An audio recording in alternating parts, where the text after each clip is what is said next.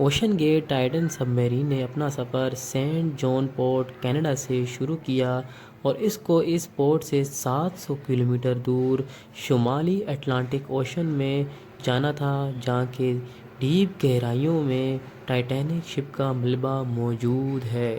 17 جون 2023 Saturday والے دن اس سفر کو شروع ہونا تھا اور اگلے دن سنڈے کو 8 بجے اس کو اترنا تھا، لیکن کچھ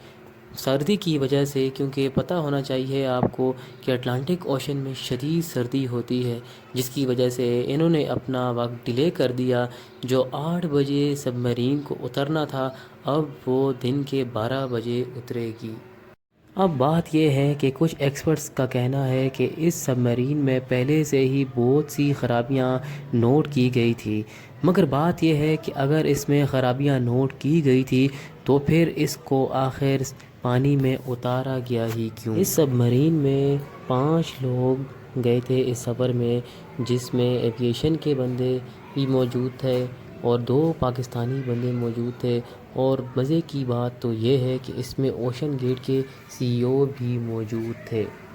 1912 میں جو ٹائٹینک شپ ڈوبی تھی، اس کو ڈھونڈنے کے لیے تو بہت سے ریسرچر گئے تھے، لیکن اس کو ڈھونڈ نہیں پائے، کیونکہ اٹلانٹک اوشن میں سردی کے ساتھ ساتھ سمندروں کی لہریں بھی بہت طوفانی ہوتی ہیں۔ مگر 1985 میں آخر کار بہت کوششوں کے بعد یہ ٹائٹینک شپ مل ہی گئی، اور اس کے بعد بہت سے ریسرچرز نے اس پہ ریسرچ کرنا شروع کر دی، لیکن 1997 میں ٹائٹینک مووی بن گئی، اور اس مووی کے بننے کے بعد پوری دنیا میں ایک ہلچل ہی مچ گئی، کیونکہ اب اس مووی کے بعد صرف ریسرچرز ہی نہیں بلکہ ایک عام لوگوں کا بھی جانے کا شوق پیدا ہو گیا، اور یہ جگہ اب ایک ٹورسٹ اسپاٹ بن چکی تھی۔ آپ کو یہ بات پتہ ہونی چاہیے کہ اوشن کی گہرائی میں جانا اسپیس میں جانے سے بھی زیادہ مشکل ہے، اور اس کی سب سے بڑی وجہ ہے پانی کا پریشر۔ ٹائٹینک سمندر کی سرفیس سے 4000 میٹر یعنی کہ 4 کلومیٹر نیچے ہے، اور یہاں کی مثال ایک ایسی ہے کہ ایک انسان پہ نہیں بلکہ انسان کے صرف ایک ناخن پہ پورے ہاتھی کو کھڑا کر دیا جائے۔ ٹائٹن سب میرین کو ٹائٹینک شپ کے ملبے تک پہنچنے کے لیے صرف 2 گھنٹوں کی ضرورت تھی، مگر 1 گھنٹہ اور 45 منٹ کے بعد اوپر شپ جو ان کا انتظار کر رہا تھا، ان کا اس ٹائٹن سب میرین کے ساتھ رابطہ ختم ہو چکا تھا۔ سمندر کی اس گہرائی میں سورج کا نام و نشان نہیں ہے، مطلب یہاں پہ صرف اندھیرا ہی اندھیرا ہے، اور اتنی گہرائی میں وائرلیس کا کام نہ کرنا کوئی خاص بات نہیں بلکہ ایک عام بات سمجھی جانے لگی، اور اسی وجہ سے انہوں نے اتنی فکر نہیں کی۔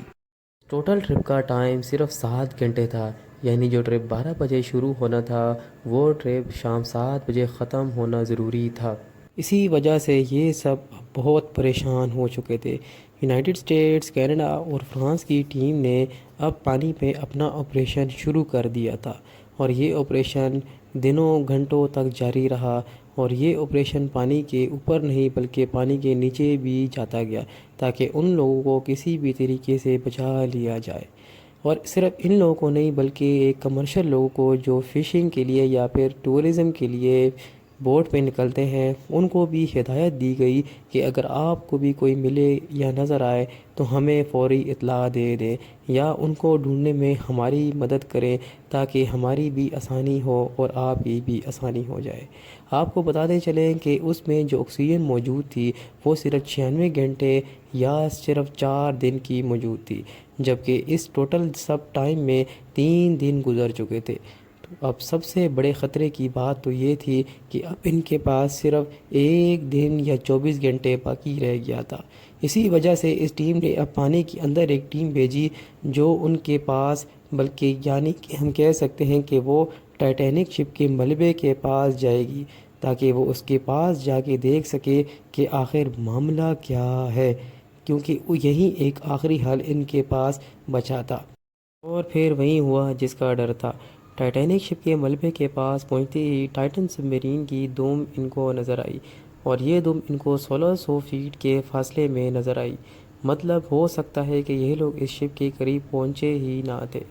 اور اس کا یہ مطلب ہے کہ جو لوگ ٹائٹینک شپ کا ملبہ دیکھنے کے لیے گئے تھے آج وہ خود اور ان کی سب مرین ایک ملبہ بن چکی ہے۔ اس کا صاف صاف مطلب تو یہ ہے کہ ٹائٹن سب مرین پانی کی گہرائیوں میں جا کر پانی کا پریشر برداشت نہ کر سکی اور اسی گہرائیوں میں پھٹ گئی۔ ایکسپرٹس کا ماننا ہے کہ سی او نے پہلے ہی یہ غلطی کی تھی کیونکہ اس نے اسٹیل کی جگہ کاربن فائبر یوز کی تھی، مگر یہ بات پرانی ہے اور سی او نے خود بھی اس بات کی صفائی دی تھی کہ وہ اس ٹائٹن سب مرین میں کچھ انوویشن کرنا چاہتے ہیں اور وہ اس سفر میں خود بھی شامل تھے، جس وجہ سے یہ مانا جاتا ہے کہ شاید یہ بات درست نہ ہو۔ ٹائٹینک شپ تک جانے کے لیے اس سب مرین کو 5800 PSI کا پریشر برداشت کرنا تھا، جبکہ اس کو پہلے ہی ٹیسٹ کر دیا گیا تھا جس میں اس پہ 5000 سے 10000 PSI تک کا پریشر ڈالا گیا تھا۔ مگر ایکسپرٹس کا ماننا ہے کہ پانی کی گہرائی میں جانے کے لیے صرف پریشر کا نہیں بلکہ پانی کا بہاؤ جو لہروں سے آتا ہے اس کو بھی نوٹ کیا جانا چاہیے، اور اس کے علاوہ اندھیرے میں کوئی مچھلی یا کوئی پتھر سے بھی سب مرین ٹکرا سکتی ہے جس کی وجہ سے اس سب مرین کی تباہی ہوئی ہو۔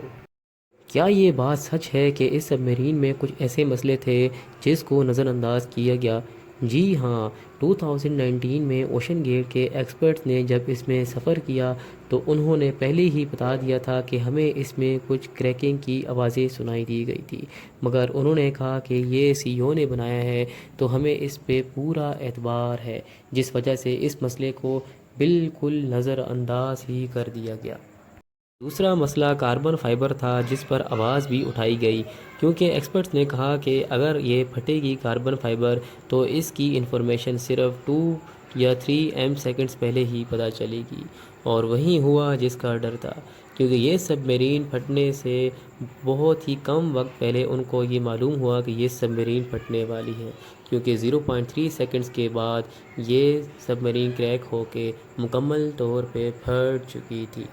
اور اب ٹائٹینک شپ کے ساتھ ساتھ ٹائٹن سب میرین کی کہانی بھی ہسٹری میں لکھ دی گئی ہے۔ ہم امید کرتے ہیں کہ آپ کو ہماری یہ ویڈیو بہت اچھی لگی ہوگی اور آپ اس ویڈیو کو لائک، کمنٹ، شیئر اور سبسکرائب ضرور کریں گے۔ اگر آپ کو ہماری اسی طرح انفارمیٹیو ویڈیو پسند ہو تو آپ ہمیں کمنٹ کر کے بتا دیں۔